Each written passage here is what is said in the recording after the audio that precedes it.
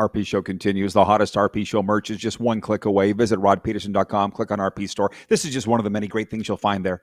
From the audience, there's a lot of things coming down the pipe. Dusty picks, just hang on. Tiger Sammy writes, and he says, I'm tuning in from a snowy St. Thomas, Ontario.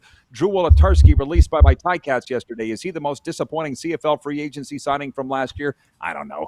And Bob is watching in the Bridge City. He says, Chicago Blackhawks, agreed. Best uniform and logo. Worst, probably New York Islanders fishermen. Ooh. Dusty, I didn't prepare you for this, but what's your favorite NHL jersey? Because I know you have one. And off the top of your head, what's the worst NHL jersey? We don't usually think that way, but what would you say? My favorite jersey, I'm not going to lie, I actually like the new Oilers third jersey that they've been rocking lately with the cream. I'm an Oilers fan, obviously. Love it. Yes. The worst jersey, I don't know. I'm not a big fan of the Vegas yellow, the all gold one. Ooh, oh. Well, hey, we're on in Nevada, so scrub that, everybody. Producer, I'm just teasing. But it's when he said that, because I was talking before the break. I don't know if you saw it. I said my favorite jersey is the Florida Panthers third. I don't know where I put it now. Well, that's my third favorite. Chicago, number one. LA Kings, the crown is number two. And number three is the Panthers. But my worst is the Arizona Coyotes, Phoenix Coyotes with the Aztec weird dog. You remember that? Like when I think of Roenick, I think of Kachuk. I hated that jersey, which was odd because everybody seemed to love it. Did you like that one? Everybody knows the one. Oh yeah, I actually like those jerseys, to be honest with you. I thought they were the retro ones back in the day when I was growing up and watching Kachuk and Roenick and all them play. The desert was rocking at one point of the NHL existence, but I actually enjoyed those jerseys. But you can't go wrong with any original six jerseys. Rangers, I love Rangers one too. Oh, absolutely. And every time they play Bruins, Red Wings, they all are great. No, you're absolutely correct about that. And I apologize for the detour off that road, but I was pretty sure you could handle it. But you came here to talk about sports betting. Dusty Picks joining us. I mean, it's the biggest. I was going to say the Super Bowl of betting, but it's the Super Bowl. Seahawks, Patriots. What do you think about this matchup? It's going to be an interesting matchup here. At the start of the year, I predicted the Patriots to make the playoffs. I took that at plus 200 before the season started. I didn't think they would make it this far. I didn't think they'd be Super Bowl. I thought they'd sneak in as a wild card, but they've really surprised me. Vrabel has just turned that whole team around. Like Gerard Mayo, I wonder what he's sitting at home thinking. Like he basically had the same team with a couple add-ons, and now they're at the Super Bowl. It's very impressive what Mike Vrabel does. I'm a huge fan of him, even though I'm a Finns fan, so I don't want to give the Patriots too much credit. And then Mike McDonald for the Seattle Seahawks, he's been unbelievable. I'm interested to see how his D will go up against the Patriots offense. Seattle has the best run D, and that's all New England's been trying to do is run the ball. So it's going to be really interesting to see. And with a lot of success the Patriots have. And there's a lot of roads to go down. I'm glad you brought up you being a Finn fan because some people have written in with some Dolphins questions. I'll get to those in a second. But what were you thinking as a sports betting guy and you're watching the AFC Championship where in perfect conditions, Jarrett Stidham seemed to be average or a little better. Like he seemed to be moving the ball and putting some points on the board. And then the snow hits and it's chaos. And the Patriots had it figured out, but the Broncos didn't. What did you think watching that game? I personally enjoy those games. A lot of people are like, oh, it's terrible football winning. I just like to see how the different teams use different plays and options. But yeah, Stidham in the first half there, when he threw that first bomb, I was like, oh my God, this guy might do it. This guy might pull this off. And like you said, what was it, like 3 minutes in the third quarter, just absolute blizzard. They couldn't get anything going. The Patriots kicked that field goal, and then they just sat back. They literally just sat back. They said, we're going to run the ball, and we're going to punt, and our D is going to win this game for us. And they did. They did. Yeah. Well, and Sean Payton, we all know the call. I feel like we're less than a week. We're 2 days after it happening. I feel like it's going to go down in history as the call to go for it on 4th and 1 at the time that they did, which would have put them up 10-0. And he's at least admitting to himself, that he should have kicked the field goal after. But let me ask you this, Dusty, because I'm with you. Like I sat there and I'm like, I don't like those weather games. I didn't, but I kind of sat back and said, okay, well, let's see how this turns out.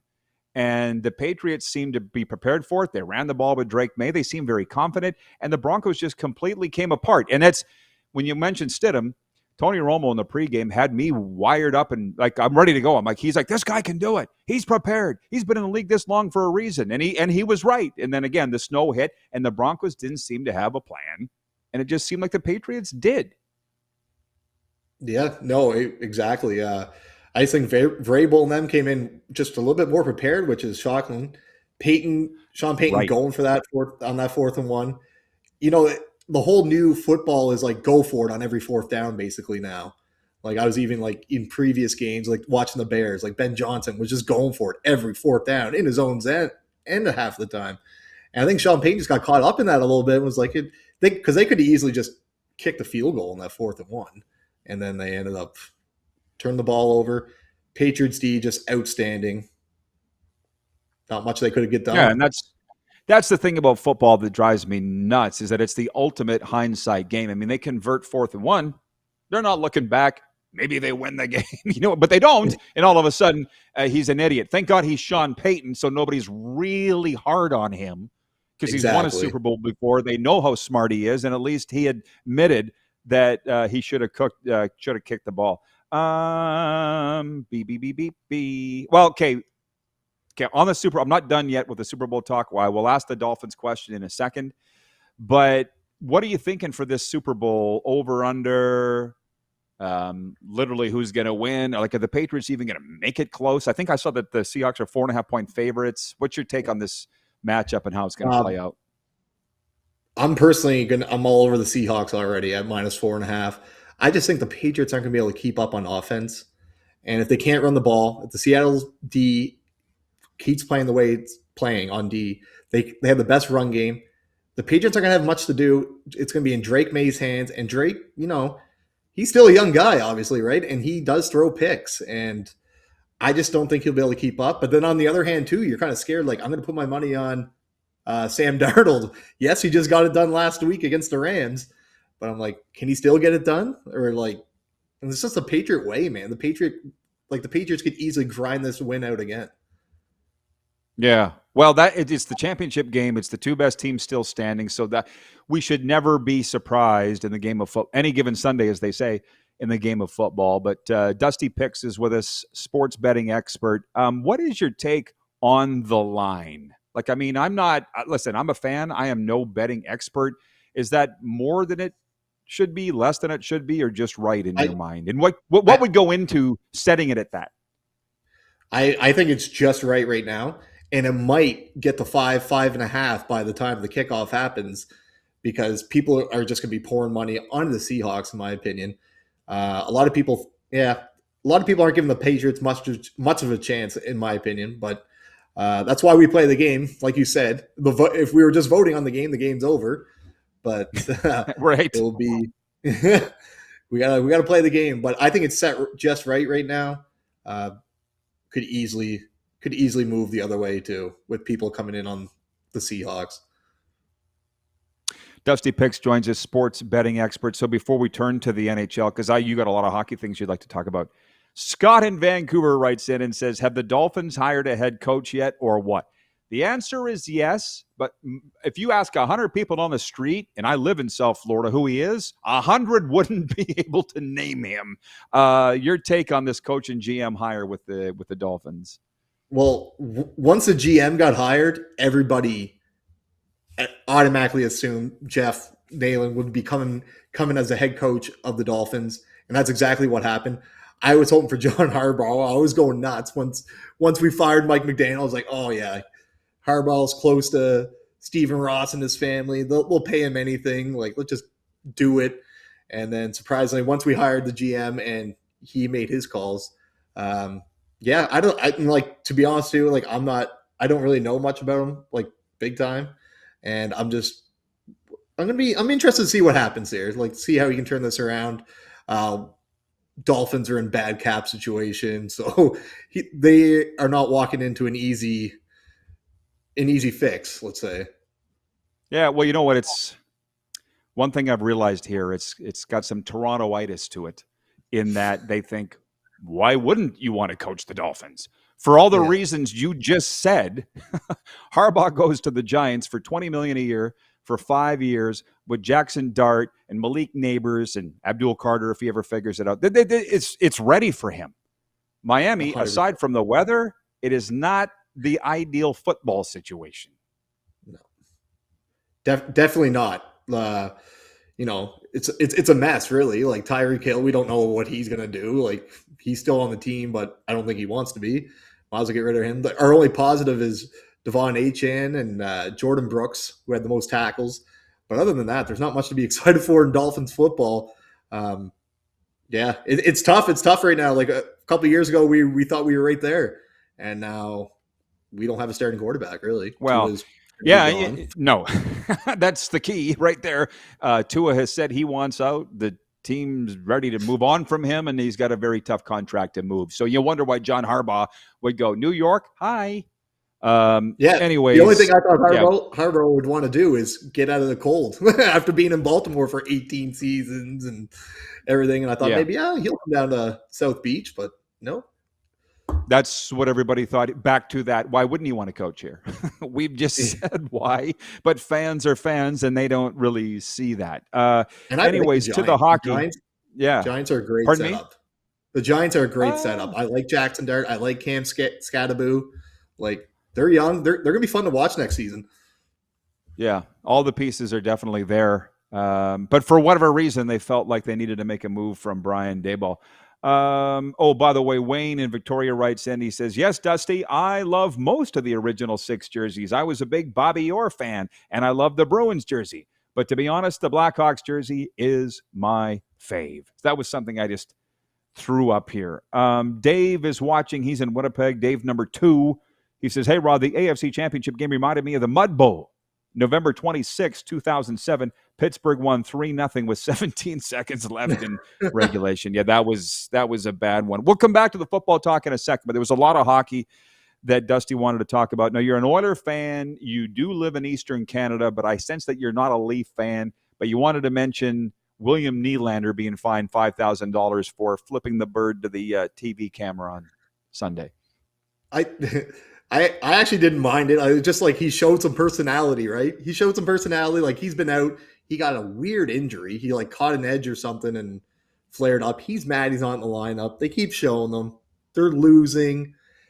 Yes, it wasn't right, but it wasn't anything crazy or malicious, let's say. Like, and be honest, Willie Nylander is the perfect person to play in one of those markets. Like he just lets everything go, doesn't really care what people say, reporters, etc. He's just like, yeah, whatever. But then when he comes out and says it was out of frustration, you look pretty happy there, sitting there flipping the bird. Well, he was probably coached up by the PR team. I would think that's usually how it goes. But you make a really good point about Nylander's demeanor. And I never thought about that. I mean, I don't know these guys personally myself either, but you're right. He is very calm. Austin Matthews seems very calm. What was your take on Mitch Marner's return last week? I mean, you can't live in Canada and not have been inundated with the coverage. I mean, you do nightly NHL picks. How did you think that was going to play out? The Mitch Marner return, which incidentally the Golden Knights won 6-3. And I believe he was pointless, but it doesn't matter. His team won. Yeah, he didn't care if he was pointless. He just wanted to win that game. I took Vegas that night, and it was easy money. The Leafs are in a bad spot right now. They shouldn't be even close to, like you're getting good odds against the Leafs all the time right now, which is fascinating. But it played out right. But like that was the first game Stolarz came back too. Like Stolarz was out forever, and then comes back, doesn't even play in the minors at all. Tells him, no, I'm not starting in the minors. Because Berube came out and was like, wasn't my call for him to start tonight against Vegas. Like, that was obviously the biggest game of the year for the Leafs, really on paper, and then they just threw him in there. Weird situation. The guy's called out his team at the start of the year. Yeah, I don't know. A lot of weird stuff's going on in Toronto. Yeah, well, Mike Richards was on the air with us yesterday and said, just end the season already for the Leafs. And let me ask you this. You say that Toronto's easy money. Are you finding the games easier to pick right now? I mean, I'm Our viewers know every day I'm hovering between 50 and 65% on my picks, which is better than the first half. Are you seeing that things are straightening out a little bit with the NHL on that regard? Oh, big time. There's a handful of teams you can bet against or bet with or the totals. Vancouver's been a cash cow for me this year. Like getting even money sometimes in games against them. Like you can't say no because they can't score. They can't defend well. They're not a very good team. Calgary too. Calgary wins games though at home. Calgary's not a bad team at home, but yeah, you can start picking and choosing a lot easier now. It's kind of settled down, and like the goals have gone down a little bit, and the condensed schedule doesn't help that playing every second night. Like these guys aren't getting much break. There's no practice time. Um, I'm finding the scores are lower in the last couple of weeks, Oh, and yeah. they're going to keep You're trending right. that way. And the Lightning keep winning. They've been pretty easy Oh, money, too.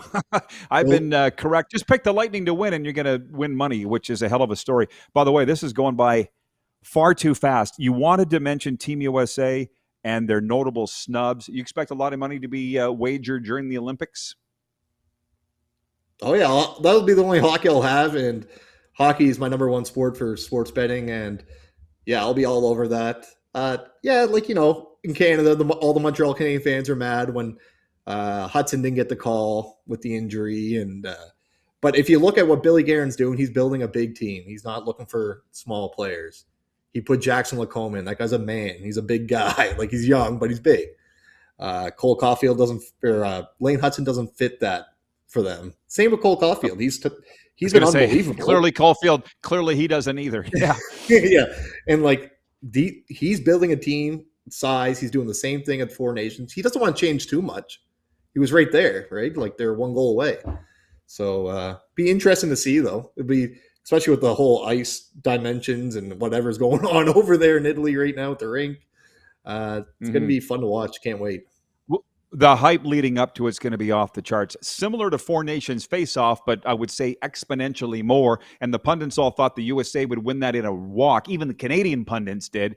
What are they saying about the Olympics? Uh, I don't know. There's no one's really like saying who's going to win because like all these countries are going to be good. Some of these countries are going to surprise people. Sweden's got some injuries, but they're going to be right there. Finland, there's going to be all like they're going to be decent games. It's not just going to be Canada, U.S. at the finish line. And I guess I don't think it will be Canada, U.S. in the gold medal game. It'll be Canada versus someone or U.S. versus someone. It will be one or the other. I I, Mm-hmm. I think there'll be a dark horse in this tournament. What's interesting is very interesting. And we'll have to maybe bring you on during the Olympics and we'll talk some more about that. But it's like it's not going to be played in Montreal and Boston. So Exactly. maybe that's an emotional edge that's off for those teams because Sweden No and Finland, fighting. I'm sure they felt embarrassed at how they played in the Four Nations face-off. Don't think that will not be a factor that they'll want to show better than they did in the Four Nations face-off. That's probably not a good guideline to go by. Plus, there's going to be 3 times as many teams as you just said, but it's going to be fun to watch and preview. All right, Dusty, this has been great, man. Happy New Year. I'll say it. Enjoy the Super Bowl, and we'll talk soon. Thanks, man. Thanks for having me on again. Give him a follow at Dusty Picks on Twitter. Everybody, as he just said, hockey is his favorite sport, but he can talk ball as well. Ball for all. Sports update coming up. Viewer takeover. We're on the Silver State Sports Entertainment Network and Game Plus TV.